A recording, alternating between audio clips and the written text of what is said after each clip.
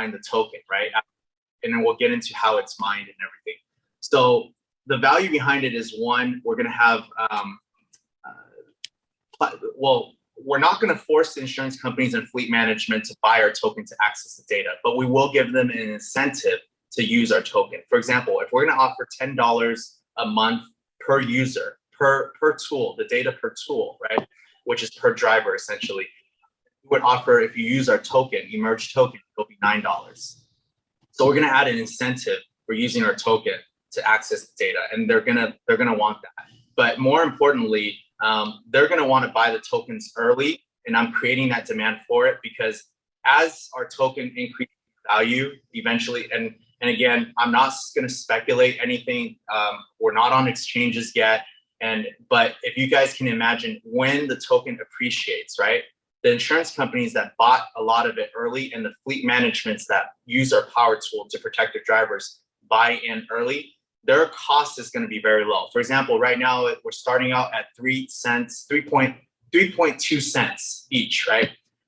For example, if we ever reach $1, right, then they only need to use 9 tokens.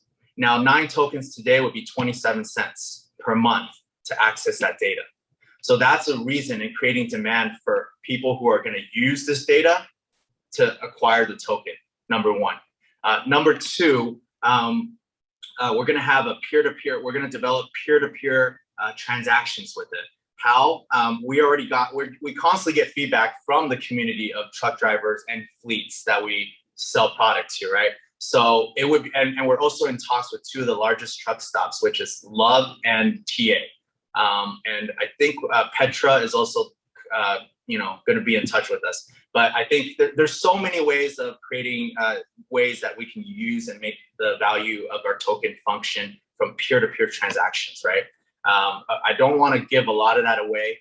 We are in talks with them, and something will get created down the road, and it's in our roadmap.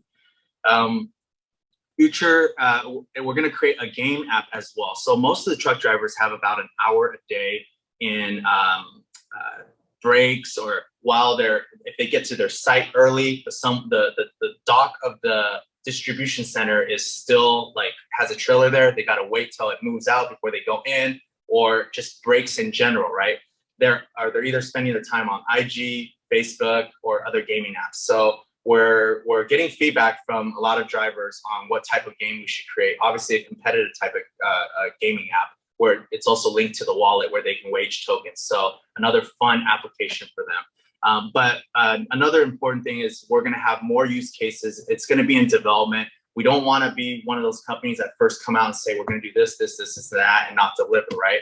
We have a lot of solid ideas, but we want to reveal that news when we have light at the end of the tunnel that for sure we're going to do it, and for sure it's doable. But we definitely have a few very good use cases of the token on the utility value of it that we're going to reveal throughout the development of this project. You want to go to the right now? Okay. So token flow is almost like cash flow, right? Company's cash flow. So how does our token flow work? So as a token or tokens are being mined by a power tool, 90% of it goes to the driver, 10% is going to charity. We're going to create a charity fund for injured veteran drivers. There's over 100,000 of these people. So for the first time, drivers are able to give back to previous drivers, the current drivers that are on the road that use our tool to mine the data. 90% goes to them, right? 10% goes to the veteran driver pool. And these are all on our website, so you guys can take a more further look when it's available. And then also our next system is when we collect the fees for the monthly users for insurance companies to fleet management and also possibly government. 65% of it will go to Emerge Labs as a company. So it shows the whole flow model, right? Cash flow model, or what we call token model here.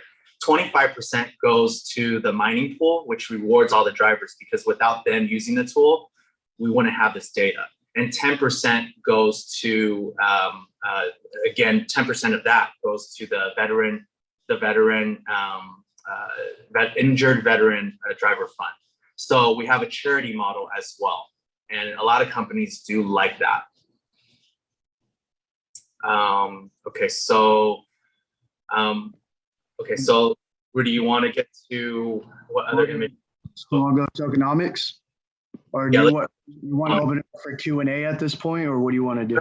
go to tokenomics, so I can give as much information. Open up. So how we have this designed is we're going to create our own wallet. So we have 3 projects, right? Emerge token, obviously related to the mining with our power tool system. We're also going to have our own wallet, right? So we're going to airdrop that as well for being part of this project. And then we also have a mystery token, which is utility as well. All 3 of these tie into each other. We're going to reveal what the mystery token is and what it does, but we have a few patent pending in place right now, and it's not the right time to reveal what we're trying to do. But everything's utility, and it all ties together.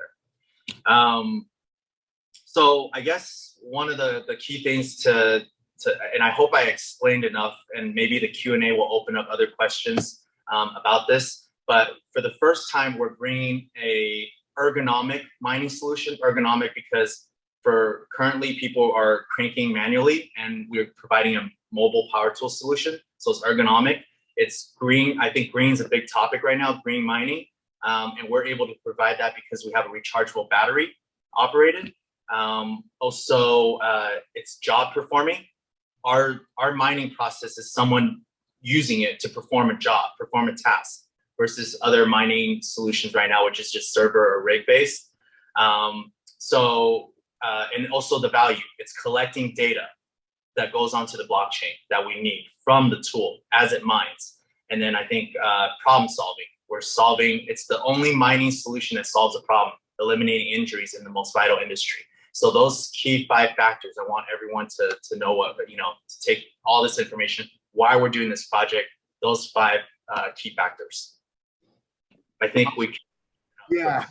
No, and those 5 key factors are obviously going to be located on the white paper. So, you guys will know exactly what David was referring to. At this time, let's go ahead and grab our co-host, Mr. Live himself. Obviously, thank you, Peter, for putting this together. And go ahead and, if you want to go ahead and just kind of direct your people and ask them for questions, you can look for raised hands, all that fun stuff. Yeah, no, thank you. And thank you, David, for your explanation.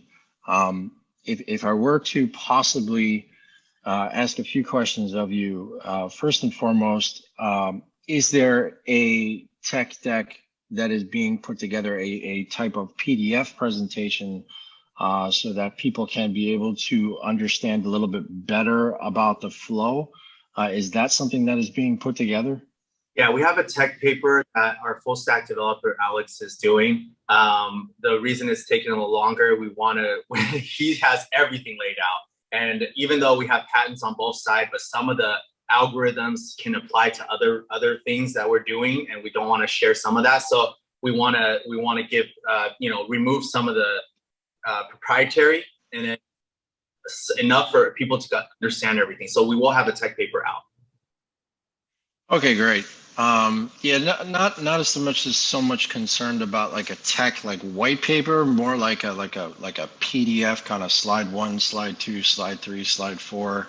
Kind of, it's really basically just talking about like, hey, this is the problem that we have. This is the solution that we have. This is what we're going to bring to the blockchain. And if it's, if you could do that within a period of 14 to 16 slides, you're going to engage people that are inside of crypto and outside of crypto, because outside of crypto, you're going to bring them into the solution of essentially, okay, this is what we're going to do for the trucking industry and other industries. And then this is how we're going to tie it into blockchain so that they can understand, oh, okay, now I understand where the synergy is.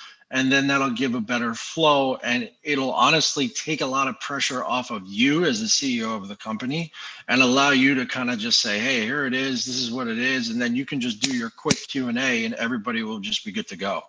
Oh, absolutely. We have an explainer video in the works. Awesome.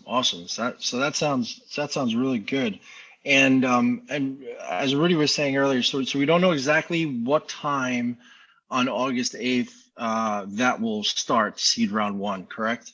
We're still discussing that and debating to make it a good time for, and thank God it's not football season, right? For Sunday. So for East Coast and West Coast, time that's good for everyone.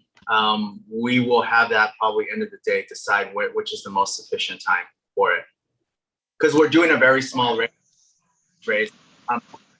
It brought to my attention, my mind, that I want to share with everyone.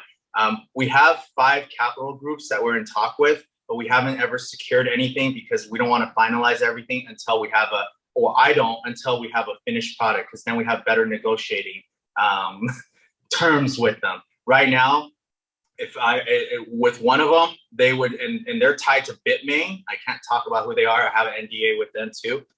They would take all the round. We wouldn't even need to do a seed round.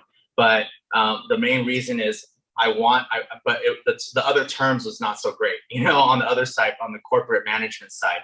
So I want to develop, and just so everyone know what we're doing, we're not creating all these rounds just to raise money. No, the seed rounds are, right? And just the price will increase just to let everyone know to take advantage of each round before it gets to the end. But the pre-ITO and the ITO, we will have significant milestones. And the reason for that is when we have the significant milestones, such as a prototype unit working, but maybe not fully working, ready to get into the field testing, I would have the capital groups then come in at that time. That is a plan, because it'll be way better and way easier negotiating terms, if that makes sense to everyone. Okay. Yeah. And then ITO or pre-ITO to ITO, we're looking at somewhere around 6 months? We don't have an exact time, but we have it in the roadmap on the quarterly. On which quarter? On the quarterly. Right. Okay, got it. Got it. And on both sides. Hardware side, changing the reason we're changing the shape and everything is from feedback from drivers, right? They're like, okay, make it shorter, because sometimes we park our trailers super close and everything, make it into shorter device. Also, we have a charging dock that bolts onto the floor of the cab, because when it's inside the truck, and I think Rudy showed some pictures, that was at a grocery chain in the East Coast. I forgot that company's name right now, that they had to bolt a leather strap just to secure it so the tool doesn't move and shake around. So instead, we made a charging dock that bolts down. So once they clip it in there to charge, it doesn't move, if that makes sense. So the shape is from that. Mechanical, everything, it's 100% guaranteed to perform and to develop, right? The software side, all the data metrics are confirmed with our software team.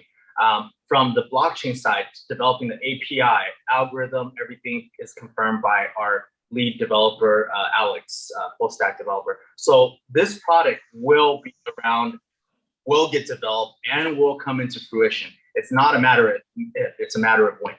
I want everyone to know that. Okay, and another question would be, sorry, I was getting a phone call.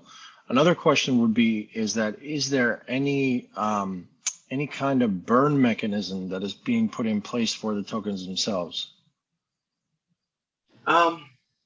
We didn't want to create a super high market cap, a super high token cap. We have it at 888 million and 888,000. Well, we just might as well, instead of zeros, thought it'd be fun to have it all being eights, right? If we were in the because eventually as the adoption picks up from our current batch of companies, and if insurance companies pick up, and if one day, our goal is to get it lobbied, and if it gets lobbied, you have 4 million something nodes and tools out there working, or let's just say half of that, 2 million, right? Even when it gets lobbied, it won't be on full scale, but if we get to 2 million or even 1 million, that's a lot of devices out there doing the mining and everything like that. We thought about possibly burning as insurance companies buy the tokens and fleet management, and every time they use it, they burn it. But instead, we want to make it a reward system to go into the driver pool and also the charity fund. Okay, that makes sense. And then getting back to what you were saying before, you were talking about, you saying that there were 5 possible capital groups that you were, considering maybe coming into the seed round. So you basically have been talking to different VCs about how they could possibly get involved. This was 2018 without after I just submitted the patent pending, and that's when so everyone knows, that's when I got familiar. time on the blockchain space. I got familiar with it in 2018, right after we filed the patent.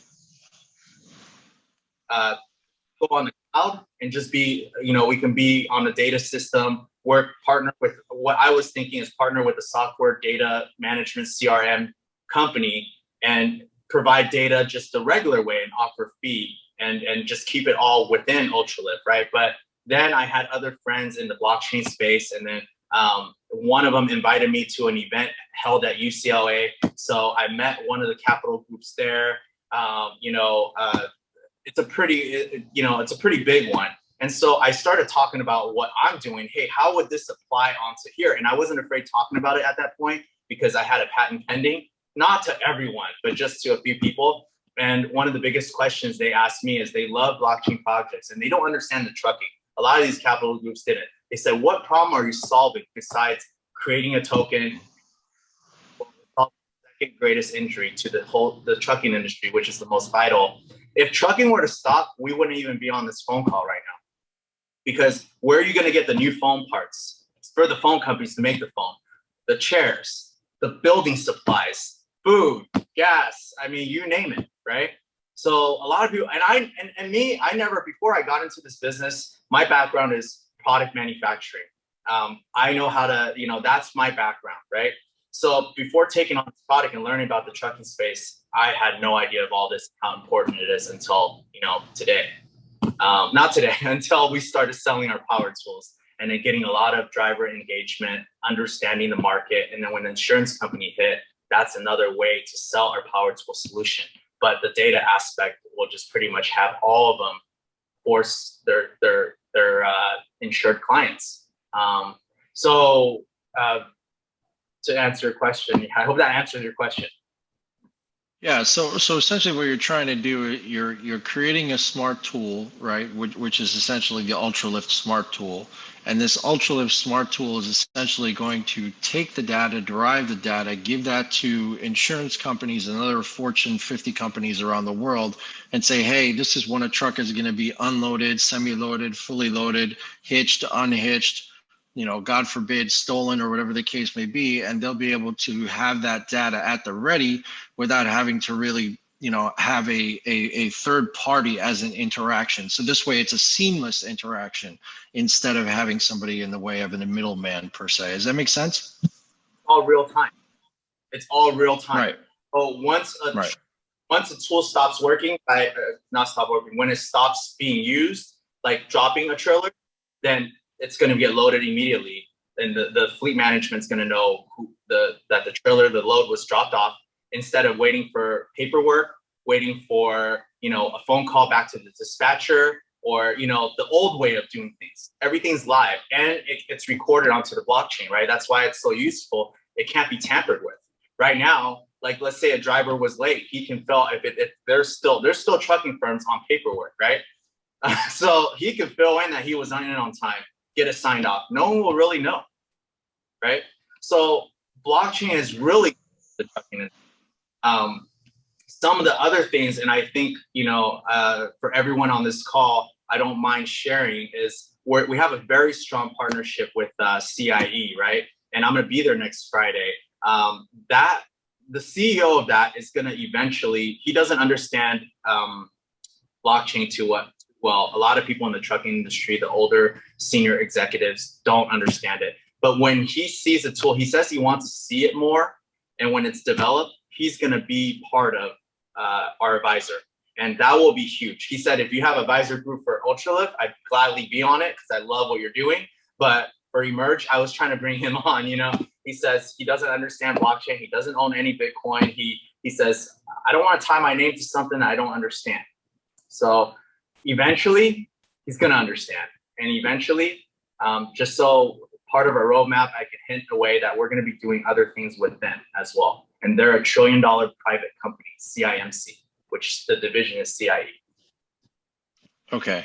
So without preparing a list of questions, my last question just off the cuff would basically be, a lot of people in the blockchain industry, in the crypto world, they're in it for the long haul, but they're also want to know, hey, if I needed to, or if I wanted to have the capability of being able to at least cash out a portion of my tokens, how far along the roadmap are we thinking where that possibility may be able to happen? Okay, so this is not concrete, but our plan is once we have the device working, we should be, and I can show on video, a driver using it. It goes onto the fleet management's desktop. I can show it at Coca-Cola. We have all this planned that for a year from now, right?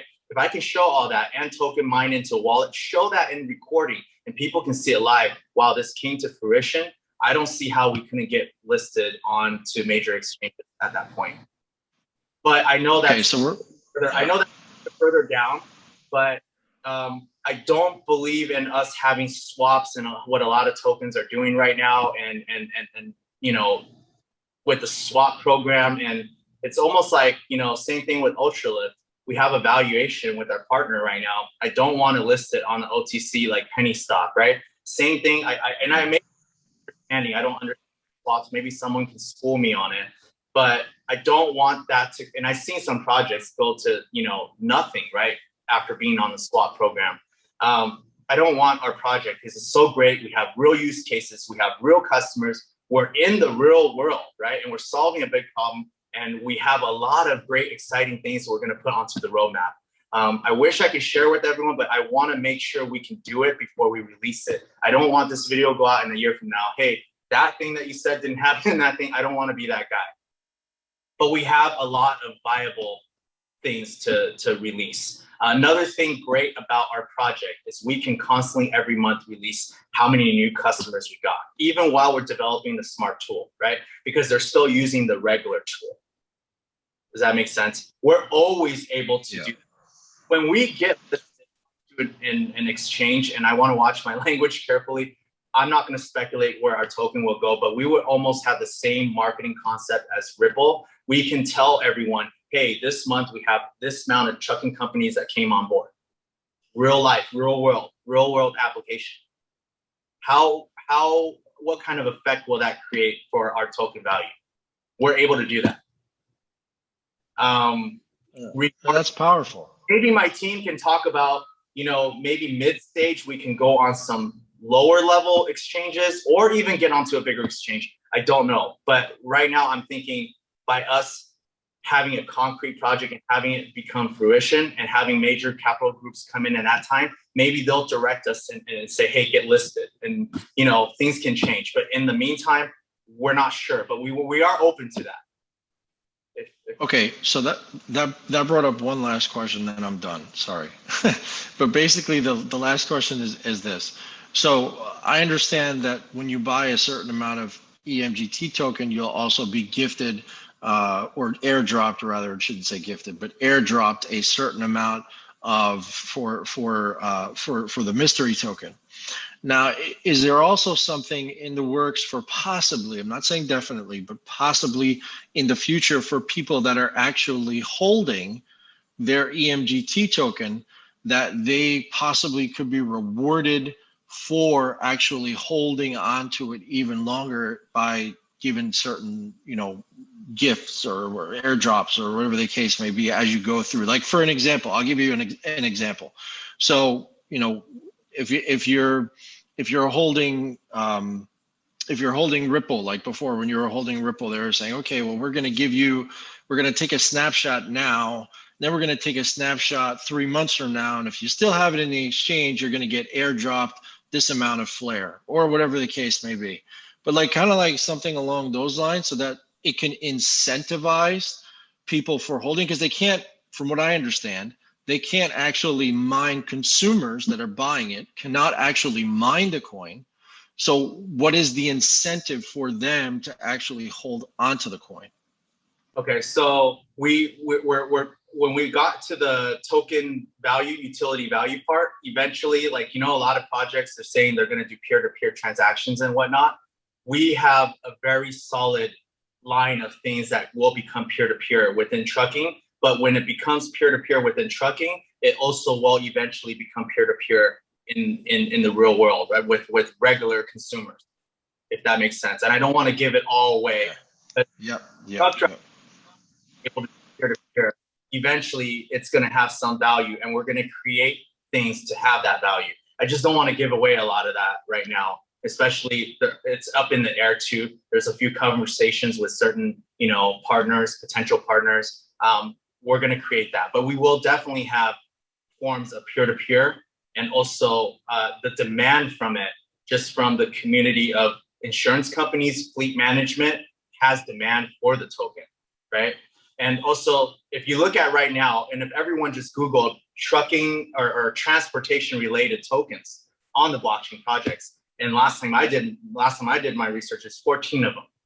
The 2 with significant value and trading with major trading volume are all concepts, and they don't have customers, nothing like what we're doing, right? So, I can't say too much to say, hey, this token is going to have 100x or value. I don't want to, I'm not here to expect, but we're going to deliver on this type of solution. It's going to have peer-to-peer transactions that are going to be in place. And we have a very unique mining algorithm. We're solving the second greatest problem in the world. And also we're in 8 or 9 countries.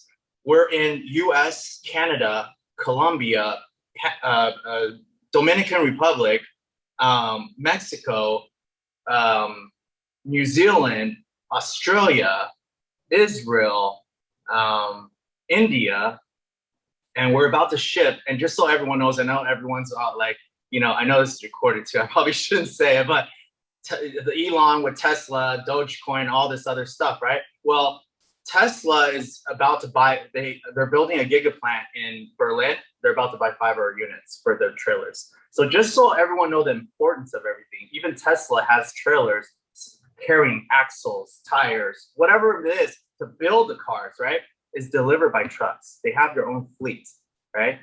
Fremont was the first one, the Tesla Fremont was the first one to inquire about us, but their safety manager left. I mean, in this industry, fleet management transitions very quick.